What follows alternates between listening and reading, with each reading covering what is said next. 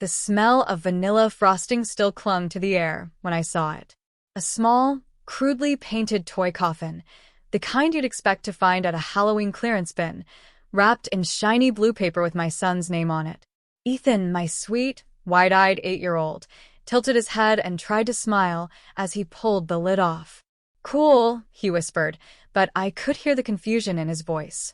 From across the room, my mother-in-law, Margaret, laughed. Not the polite, social kind of laugh. No. This was sharp, deliberate, the sound of a match being struck in a dry field. My fingers curled tighter around my wine glass. I felt the cool stem under my hand, the silk of my blouse shifting against my skin as I took a breath I didn't really need. Around us, the chatter of other parents filled the gaps, no one quite sure if this was a joke or a jab. She met my eyes, held them, and for a second, the years between us vanished, pulling me back to a time when I was younger, softer, easier to wound. I forced my lips into a smile for Ethan, ruffling his hair, but inside, something old and raw stirred. That coffin wasn't just a gift. It was a reminder, a challenge, and maybe a mistake on her part, because Margaret didn't know just how much had changed since the last time she underestimated me. I was 22 when I first met Margaret. Daniel, my then boyfriend, later husband, had warned me she was traditional. In reality, that was his polite way of saying she didn't like anyone who wasn't her. I still remember the first dinner at their place in Connecticut. The house smelled like lemon polish and roast beef. I'd brought her a bottle of Pinot Noir, carefully chosen after Googling, good wine to impress a future mother-in-law. She accepted it with a smile that never reached her eyes. "This is nice," she'd said, then passed it to the sideboard without so much as a thank you. The evening went downhill from there. My laugh was too loud, my salad fork wrong. My ambition to finish college while working 2 jobs, a distraction from real priorities. I smiled through all of it, trying to make a good impression. But the truth? I left that night with my chest tight and my hands trembling. Things didn't get better after Daniel and I married. Margaret had a way of dressing cruelty in pearls, little comments dropped like breadcrumbs at family gatherings. Some women just aren't cut out for motherhood. Ethan's lucky Daniel is the stable parent. Always said with a tinkle of laughter, as if she were doing me a favor by teasing. The breaking point came when Ethan was only 6 months old. We just moved into a cramped apartment in Queens, and I'd been working part-time at a diner, saving every dollar for community college. She stopped by unannounced, looked around, and said, "Well, this is a step down from what Daniel could have had." I remember the heat rising in my face, the sting in my eyes. I wanted to scream, but Ethan was in his bassinet, his tiny fists curled like he was holding on to me for dear life. That night, after she left, I sat on the edge of the bed and clutched the silver locket my grandmother had given me before she passed. Inside was a tiny pressed forget-me-not and a note in her handwriting. "You're stronger than they think." I traced the edges of the locket with my thumb, the way I used to when I was a little girl missing her. And that's when I decided, no more begging for approval. If Margaret wanted to think I was weak, fine. She could watch from the sidelines while I built something she couldn't tear down. And I would never, ever let my son grow up thinking he needed anyone's permission to be proud of who he was. I started small. The first real break came from a flyer taped to the window of the diner where I worked. Freelance virtual assistant, work from home, training provided. It sounded like a scam, but desperation has a way of making you curious. After Ethan went to bed, I sat at our wobbly kitchen table with my laptop, the hum of the fridge filling the silence. I learned about spreadsheets, email management, online research, things that sounded foreign but quickly became second nature. My first client was a wedding photographer in Texas named Claire. She paid me $12 an hour to edit her contact lists and schedule shoots. It wasn't much, but it was mine. I kept my head down, worked quietly, and didn't tell Daniel's family a thing. Claire became more than a client, she became a mentor. "You've got something, kid," she told me once during a late-night Zoom call. "You're organized, reliable, and you actually care. That's rare." She started recommending me to other small business owners. Soon, I had enough clients to quit the diner. It wasn't easy. There were nights I sat with my head in my hands, wondering if I'd made a mistake. Times I almost missed rent. Times Ethan asked why I was always typing instead of watching cartoons with him. The guilt was heavy, but so was the vision in my head, a future where I never had to ask Margaret or anyone for help. One month, I made $2,000, then $4,000, then $7,500. I upgraded my laptop, bought Ethan a new bike for his 7th birthday, and paid off my credit card debt. Still, I kept it quiet. On social media, I posted pictures of Ethan at the park, homemade dinners, nothing flashy. I wanted my success to grow in the dark, like roots deep in the ground, unseen but strong. Then came the turning point. Claire connected me with a corporate consultant in Chicago who needed a full-time operations manager. The role came with a generous retainer, stock options, and the chance to build a small team under me. I took it. From there, it snowballed. Within 2 years, I had my own boutique agency managing operations for high-level entrepreneurs. I hired 5 women, single moms, recent grads, women who just needed someone to believe in them. Every payday, I thought of my grandmother's locket. Every late-night strategy session, I thought of Ethan sleeping down the hall, safe and warm. I moved us into a bright townhouse in Stamford, Connecticut. Hardwood floors, big windows, a kitchen with marble countertops that gleamed under soft light. I furnished it slowly, choosing pieces that felt timeless, not ostentatious, but quietly expensive. Margaret didn't know about the townhouse. She still thought we were in that cramped apartment. That suited me fine. The less she knew, the sweeter the day would be when she finally saw. And I knew, deep down, that day was coming. 2 weeks after Ethan's birthday party, it happened. Margaret called out of the blue. "We're in the area," she said, her voice syrupy, like she was doing me a favor. "Thought we might stop by." I could have made an excuse. Claimed we were busy. But something in me said, let them come. When the knock came, I took my time opening the door. Margaret stood there in her tailored camel coat, Daniel's father, Robert, just behind her. Their eyes flicked past me, ready to step into the cramped apartment they imagined. Instead, they froze. The entryway gleamed with polished oak floors and a soft Persian runner. To the right, the living room opened into a space flooded with natural light. A framed gallery wall told the story of Ethan's life. Baby pictures, first day of school, his gap-toothed smile on a roller coaster. On the opposite wall hung a large abstract painting in muted blues and golds, something I'd saved for months to buy. Margaret's eyes darted everywhere, her mind working to reconcile the scene.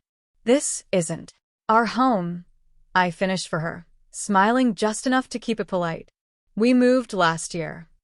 Robert cleared his throat, stepping inside. His gaze landed on the glass shelving in the corner, lined with awards from business conferences.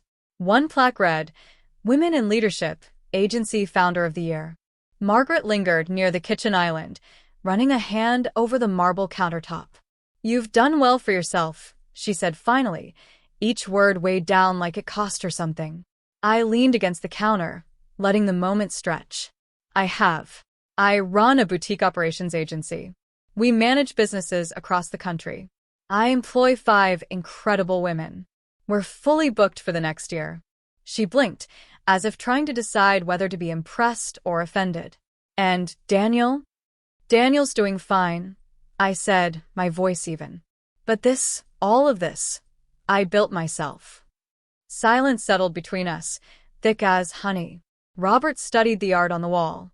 Margaret's hands smoothed the hem of her coat, a rare sign. She didn't quite know what to say. I decided to help her out. "Do you remember," I said softly, "when you came to see us in Queens, and you told me this was a step down from what Daniel could have had?" Her gaze flickered, but she didn't speak. "I thought about that a lot," I continued. "Not because it hurt, though it did, but because it pushed me. I wanted to build something so solid that no one could ever question my worth again." Ethan padded into the room then, still in his socks, holding a comic book. "Grandma, did you see my new bedroom?" he asked brightly. Margaret glanced at me, almost as if asking permission. I nodded. Go ahead. He's proud of it. They disappeared down the hall. I stayed behind, taking in the quiet hum of the house, the scent of fresh lilies on the counter, the faint ticking of the grandfather clock I'd bought at an estate sale. Every inch of this place was a piece of my journey, not just furniture and walls, but proof. When they returned, Margaret's smile was tighter, but different. Less mocking, more careful. "You've done well," she said again, and this time it almost sounded sincere.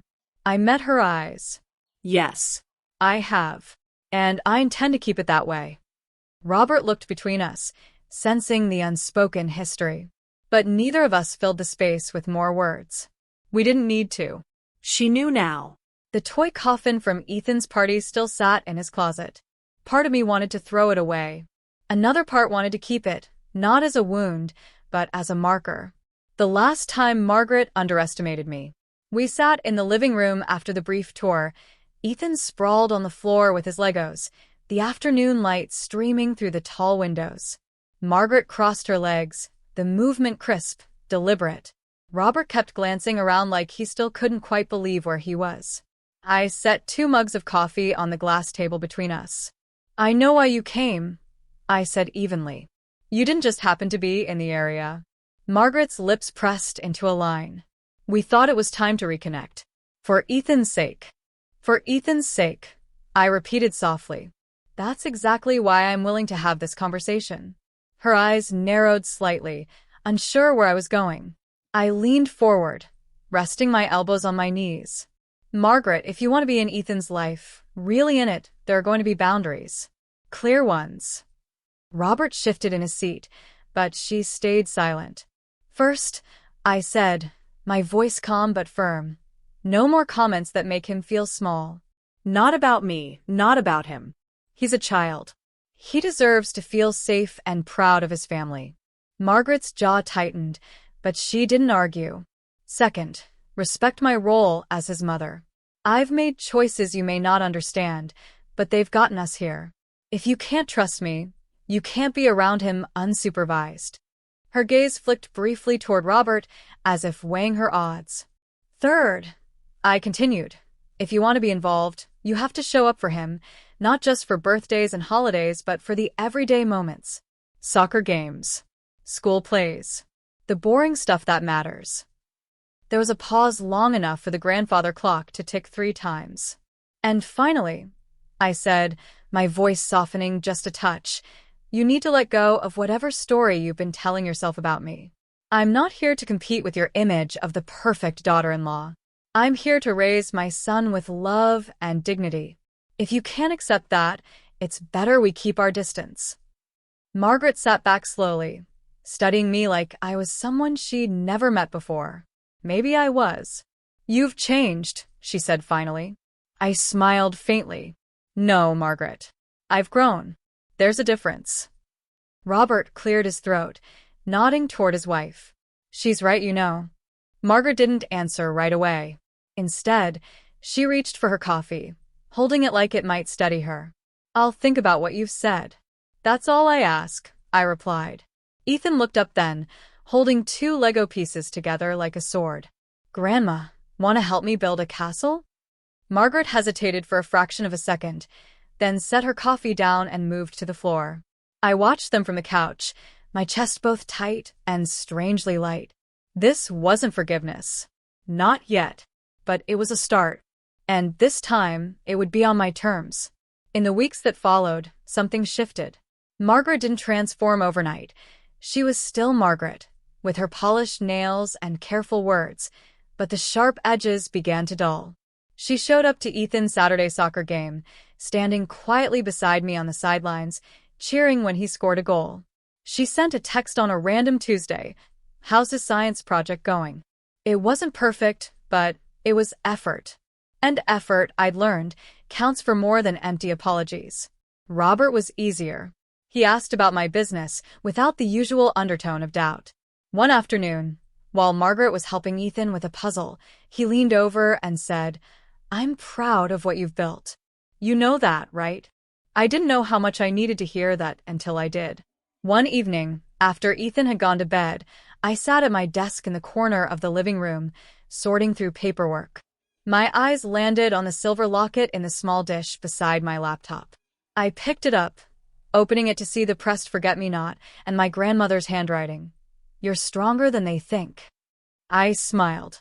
That locket had seen me through nights of exhaustion, mornings of doubt, and the kind of loneliness that makes you question your own worth.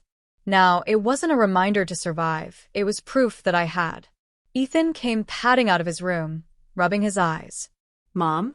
Grandma said she wants to come to my next game. Is that okay? I pulled him close, feeling his small arms wrap around my waist. It's more than okay, buddy. It's good.